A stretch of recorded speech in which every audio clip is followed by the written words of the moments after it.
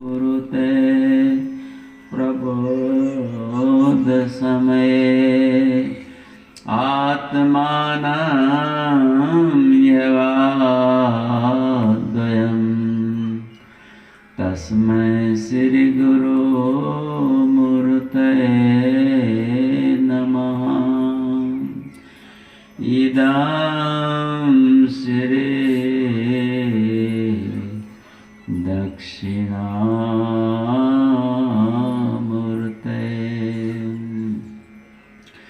अपार संसार समुद्र मध्ये संजतो में शरणं किमस्ति। सद्गुरो कृपालवदेता विश्वेशे पादां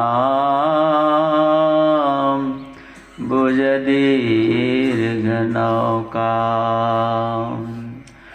ध्यानमूलं गुरोर्मूर्ति पूजामूलं गुरोर्पदम् मन्त्रमूलं गुरोर्वाक्यं मोक्षमूलं गुरोर्कृपा। वन्दो गुरुपदकञ्जकृपा सिन्धु नररूपहरि महामोहतमपुञ्ज जासु वचन रविकर निकर। अव्यक्त रूप में सर्वत्र विराजमान प्रातः स्मरणीय अनंत श्री विभूषित ब्रह्मलीन परमाराध्य श्री सद्गुरु महाराज मंच पर श्रद्धा की मूर्ति पूज्य महात्मा उपस्थित सज्जन वृंद महानुभाव आदरणीय माताओं एवं भक्तिमती बहनों, एक दिवंगत आत्मा की शांति के लिए सब काम करने के बाद इस सत्संग का आयोजन रखा गया है कि वे जहाँ भी कहीं हैं उन्हें शांति मिले, सुख मिले। इस उद्देश्य से सत्संग का आयोजन है। तो हम आप लोगों से निवेदन करना चाहते हैं कि वे दिवंगत आत्मा डॉक्टर साहब जहाँ भी कहीं हैं उन्हें सुख एवं शांति की प्राप्ति हो, इसलिए हम सत्संगी थोड़ी देर ध्यान करें। बोलिए श्री सद्गुरु महाराज की जय।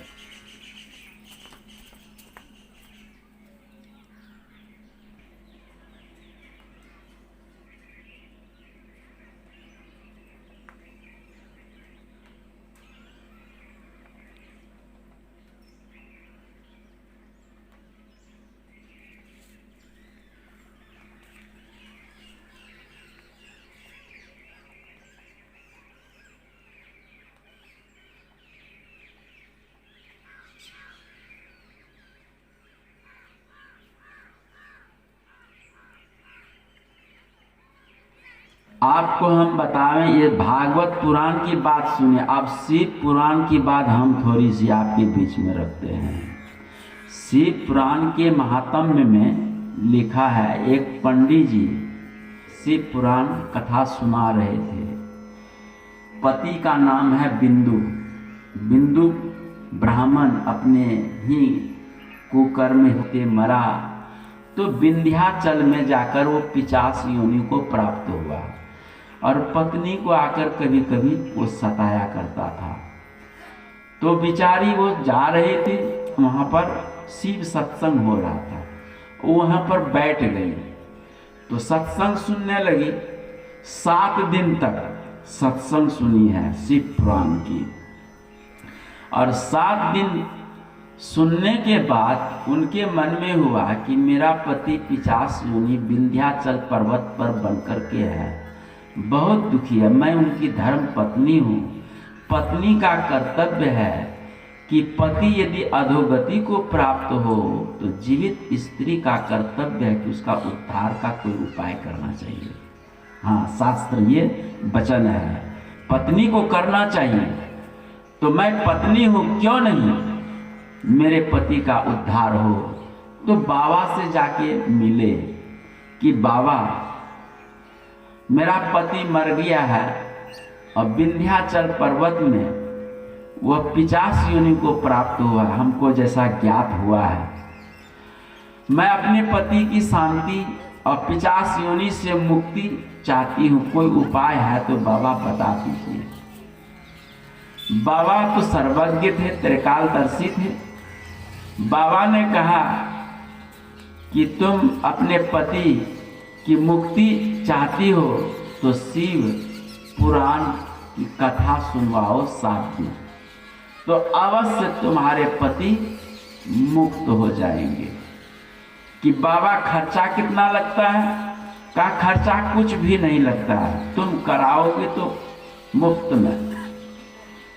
कहा कि ठीक है बाबा, कुछ न कुछ तो खर्चा तो होगा, इस साल रहने दीजिए, दूसरे साल में इस कथा को अवश्य करूंगी और आप हमको वचन दीजिए, समय दीजिए। बाबा ने समय दे दिया, वचन दे दिया। दूसरे साल में आयोजन किया गया नियम से, विधि पूर्वक, और उस कथा में मुख्य श्रोता के रूप में वही बैठी और उसके पति को भी स्थान दे दिया। प्रेत वो हवा के रूप में 7 दिन वो कथा सुना। और शिव पुराण की ऐसी महिमा, जैसे धुंधुकारी की मुक्ति हुई 7 दिन में, शिव पुराण आप पढ़ेंगे तो उसमें भी भक्त भगवान की ही चर्चा है, संत ऋषि महर्षियों की ही चर्चा है। अरे उसी चर्चा का नाम तो सत्संग हम लोग कहते हैं। 7 दिन एकाग्रता पूर्वक वो सुना और वो मुक्त हो गया। ये लिखा हुआ है, हम तो देखे नहीं, लिखा हुआ नहीं विश्वास करेंगे तो आप कहेंगे कि ये तो अनर्गल भी लोग छाप देते हैं। अरे भाई, अनर्गल शास्त्रों में कैसे लोग छाप देंगे? कहा कि इस पर हम विश्वास नहीं करते। विश्वास तो करना ही पड़ता है। आप ही से कोई पूछे कि आपका पिता कौन है, आप बता दीजिएगा। आपका पिता कौन है, हकीकत आपको मालूम नहीं है। यदि हकीकत पूछे तो आपका पिता, आपकी माँ को पता है कि आप किससे जन्म लिए हैं। माँ को ही दरअसल सत्य पता है, आपको सत्य का पता नहीं है। माँ सिखाती है कि ये तुम्हारा पिता है, भाई है, चाचा है, दादा है, मामा है, मौसा है। जैसे माँ के वचन पर हमको विश्वास करना पड़ा, हमने तो देखा नहीं मेरा पिता कौन है, लेकिन माँ के वचन पर हमको विश्वास करके वैसा व्यवहार हमको करना पड़ गया। वैसे ही हमने देखा नहीं, लेकिन शास्त्र कहता है, शास्त्र के वचन पर तो हमको विश्वास करना ही पड़ता है। ये बात है, इसीलिए इस बात को मानिए। और गोकर्ण को कहा कि गोकर्ण, हम लोग तो बहुत तुम्हारी कथा सुने, धुंधुकारी की मुक्ति हो गई और हम लोगों की मुक्ति नहीं हुई। श्रवण किया हम लोगों ने, समान रूप से फल में भेद क्यों हो गया? एक को मिला, दूसरे को नहीं मिला। धुंधुकारी की मुक्ति हुई और हम लोगों की मुक्ति नहीं, भुक्तिये में हम पड़े हैं। तो गोकर्ण ने कहा कि श्रोता बंधु, आप लोग कथा समय पर सुनकर घर चले जाते थे, घर के कामों में लग जाते थे और कथा का चिंतन मनन निधिध्यासन आप लोगों ने नहीं किया, जिसके कारण जो मुक्ति फल है वो फल आप लोगों को नहीं मिला। और कथा स्थल पर वो प्रेत रूप में धुंधुकारी बैठकर श्रवण किया और चिंतन मनन निर्ध्यासन भी किया, जिसका फल उनको मुक्ति मोक्ष हो गया। आप लोगों में यही कमी के कारण मोक्ष नहीं हुआ। श्रोता बंधुओं ने कहा कि गोकर्ण हम लोग भी मुक्ति चाहते, पुनः कथा होनी चाहिए, सत्संग पुनः आरंभ होना चाहिए। इसी कलयुग की बात है, कोई मतलब सतयुग की बात मैं नहीं कह रहा हूं। मतलब कलयुग के 230 वर्ष बीतने के बाद ये बात है। आज 5,500 वर्ष कलयुग की आयु हो रही है। कलयुग प्रारंभ में 230 वर्ष बीतने के बाद ये कथा आरंभ हुई थी। दूसरे साल भाद्र महीना में गोकर्ण ने सभी श्रोताओं की मुक्ति के लिए सत्संग प्रारंभ किया, मैंने कथा आरंभ किया। 7 दिन तक कथा सुनकर कथा स्थल पर ही चिंतन मनन निधिध्यासन सभी श्रोताओं ने किया। टट्टी पेशाब सब भी बंद कर दिए, ये भी बात है। हाँ, 7 दिन तक उठे नहीं और 7 दिन तक श्रवण मनन निधिध्यासन करते रहे अनवरत रूप से, धुंधुकारी की ही तरह, क्योंकि फल पाने की इच्छा है। और चमत्कार यह हुआ कि अंतिम दिन सभी श्रोताओं के लिए दिव्य विमान आया है और सभी श्रोता बंधु विमान पर बैठ करके स्वर्गारोहण हो गया है। ये पुराण में लिखा है, भागवत पुराण में है, जरा विचार कर लीजिए। तो यही बात है, ये मुख से छूटना चाहते हैं तो हम लोगों को सत्संग का आश्रय बनाना पड़ेगा।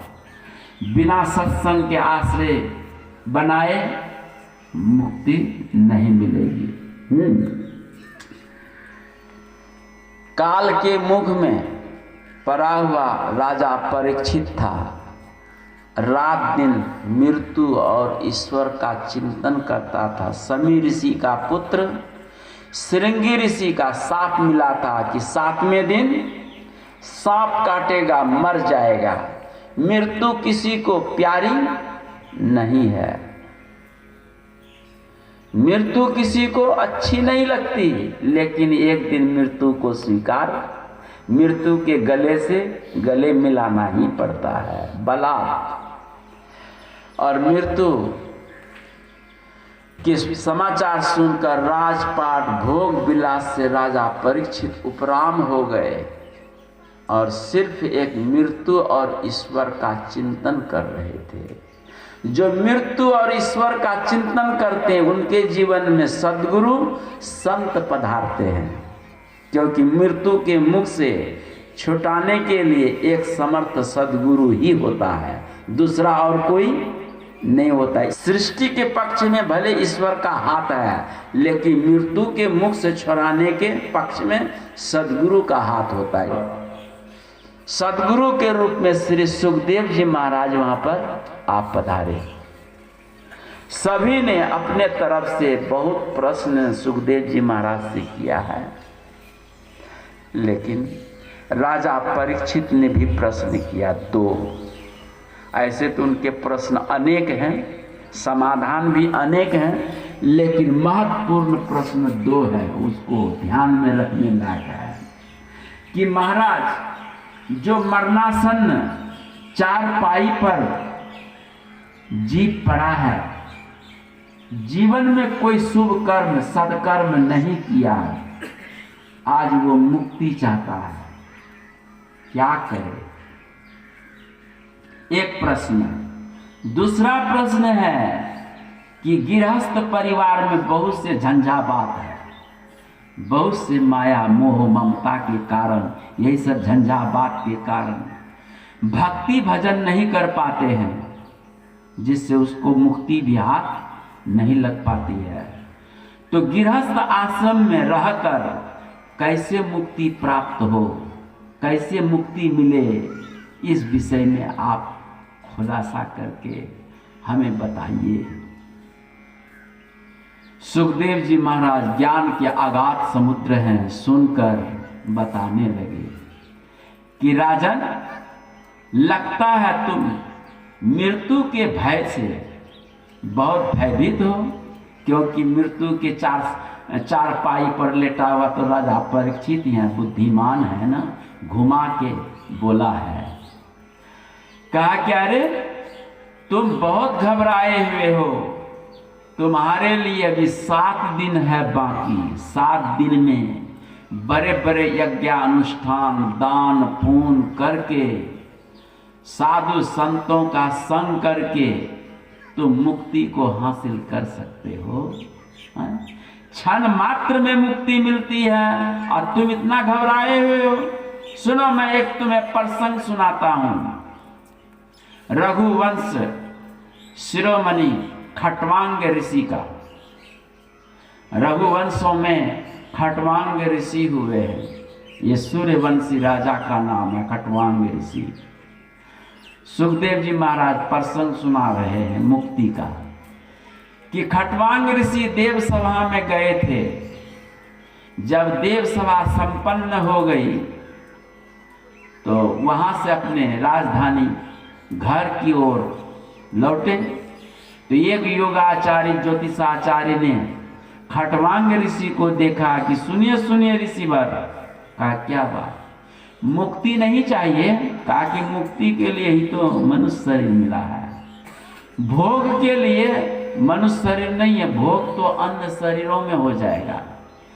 पति पत्नी का सुख, बाल बच्चे का सुख, खाने पीने का सुख, सोने उठने बैठने का सुख, तमाम भोग अन्य शरीरों में है, लेकिन मुक्ति का साधन अन्य शरीर में नहीं, सिर्फ एक मानव चोला में ही है। कहा कि आपको पता है? कहा कि क्या? मात्र 2.5 घड़ी मृत्यु का समय बचा हुआ है और आप चले राजपाट थामने करने। का चाहते कहाँ? का इस समय में देव प्रयाग में संत सभा लगी है, माने सत्संग हो रहा है। बड़े बड़े ब्रह्मवादी तत्वदर्शी पारदर्शी लोग वहां पर आए हुए हैं। उन्हीं के संग यदि आप सत्संग करते हुए प्राण छोड़ दें तो अवश्य आपकी मुक्ति हो जाएगी। कहा कि हम कहाँ यहाँ और वो धरती पर है देव प्रयाग, कैसे जाए? कहा आप जाना चाहते? कहाँ? आंख बंद करें। आंख बंद किया। उस जमाने के लोग बड़े समर्थ होते थे, योग बल में क्षण मात्र में सत्संग स्थल पर खटवांग ऋषि को पहुंचा दिया। खटवांग ऋषि सत्संग में बैठ गए, संतों के बीच में बैठ गए हैं। सत्संग चल रहा था, सुन रहे हैं।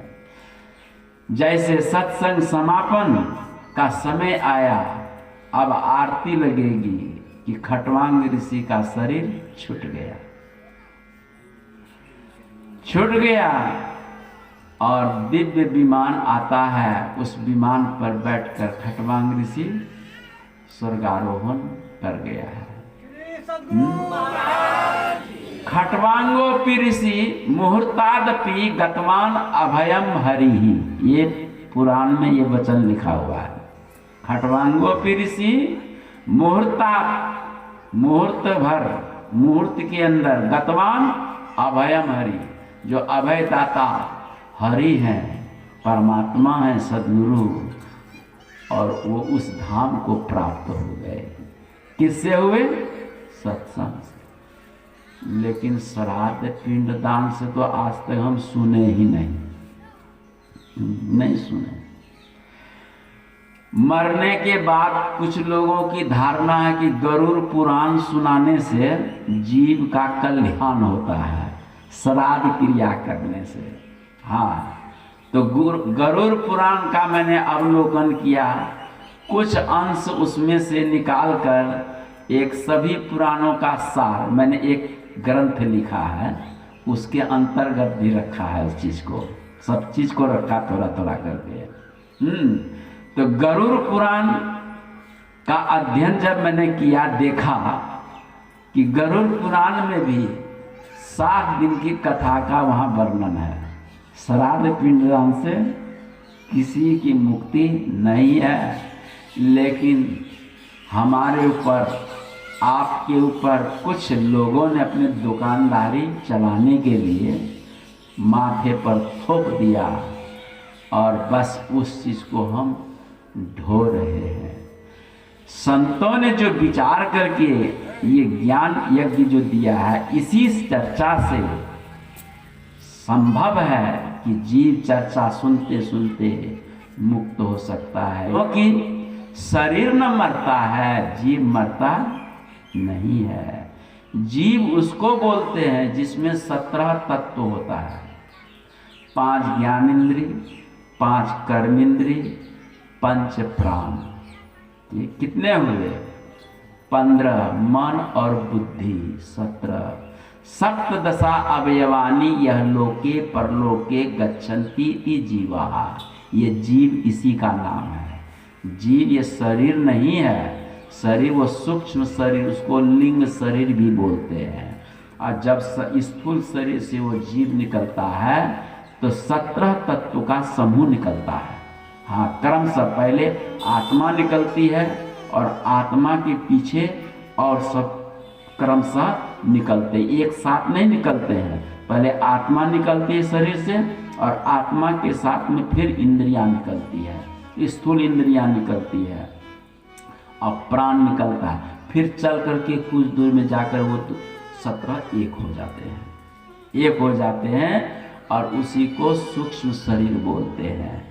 और वह सूक्ष्म शरीर गरुड़ पुराण में लिखा है, उलट उलट करके परिवार के लोगों को देखते हैं।